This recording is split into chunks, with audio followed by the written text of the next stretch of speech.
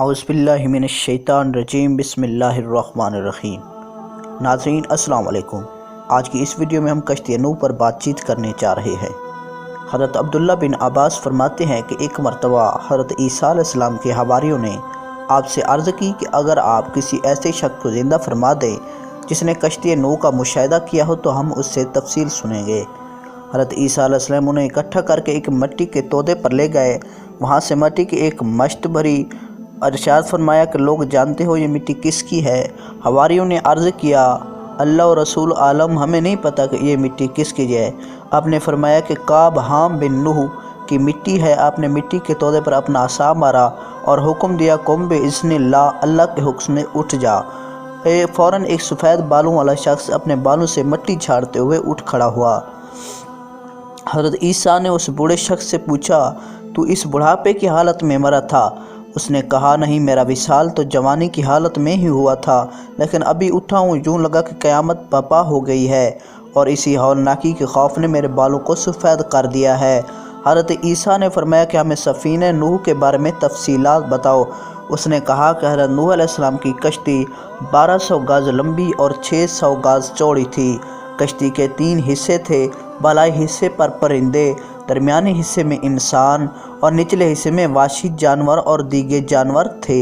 جب نچلے حصے میں جانوروں کے گوبر اور لید کافی حد تک جمع ہو گئے تو حضرت نوح علیہ السلام کو وحی الہی کے ذریعے حکم ہوا کہ ہاتھی کی دم پکڑ کر جھنجھوڑو۔ آپ نے دم جھنجھوڑی تو وہاں سے خنزیر نر اور مادہ گر پڑے۔ خنزیر گرتے ہی غلاظت کی طرف لپکے۔ پھر جب چوہے نے کشتی کے تختوں کو کاٹنا شروع کر دیا تو حکم ہوا کہ شیر کی آنکھوں کے درمیان مارو۔ جب حضرت نوح علیہ السلام نے مارا تو شیر کے نتنوں سے بلیوں کا جوڑا نکلا جو چوہوں پر جھپٹ پڑا۔ آپ نے مزید پوچھا کہ بتاؤ حضرت نوح کو کیسے پتہ چلا کہ سارے شہر غرق ہو چکے ہیں؟ تو اس نے تفصیل بتاتے ہوئے کہا کہ حضرت نوح علیہ السلام نے کوے کو بھیجا کہ زمین کے حالات معلوم کر کے آؤ۔ کوے نے جو ہی زمین پر مردار دیکھے تو اس کو نوچنے کے لیے نوٹ پڑا، تو حضرت نوح علیہ السلام نے اس کے لیے خوف کی بد دعا کی، اس لیے وہ گھروں سے مانوس نہیں ہوتا۔ پھر کبوتر کو بھیجا، وہ اپنی چونچ میں زیتون کا پتا اور پاؤں کو مٹی سے آلودہ کر کے واپس پلٹا، تو حضرت نوح علیہ السلام نے اندازہ لگا لیا کہ شہر طوفان الہی سے غرق ہو چکے ہیں۔ آپ نے کبوتر کے گلے میں سبز شاخوں کا ہار ڈالا اور اس کے لیے انس و امن کی دعا کی، اس وجہ سے کبوتر انسانوں سے مانوس ہو گیا۔ حواریوں نے عرض کی یا رسول اللہ، کیا ہم اس اپنے گھر نہ لے جائیں تاکہ وہ ہمارے ساتھ بیٹھے اور ہم سے گفتگو کرے؟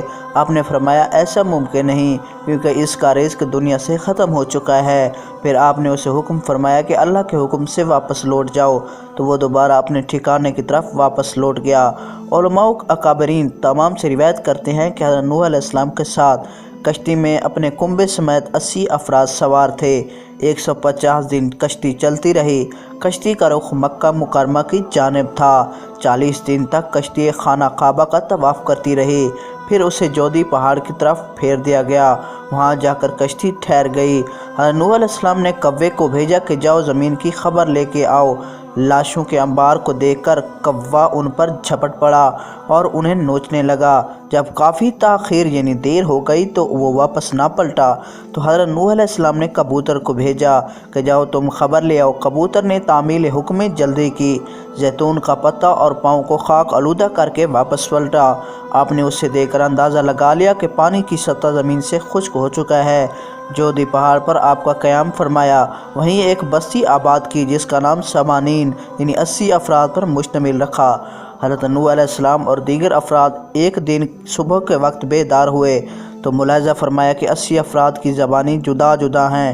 ان میں سے صرف ایک کی زبان عربی تھی، بقیہ کوئی بھی کسی کی زبان سمجھ نہ پا رہا تھا۔ حضرت نوح علیہ السلام ان کی ترجمانی فرماتے تھے۔ ناظرین، یہ تھی ہماری آج کی ویڈیو۔ اگر ویڈیو اچھی لگی ہے تو کائنڈلی ہمارے یوٹیوب حقیق ٹی وی چینل کو لازمی سبسکرائب کریں تاکہ آنے والی ہر ویڈیو آپ تک بآسانی پہنچتی رہے۔ ناظرین، ملتے ہیں نیکسٹ ویڈیو میں، اپنا ڈھیر سارا خیال رکھیے گا۔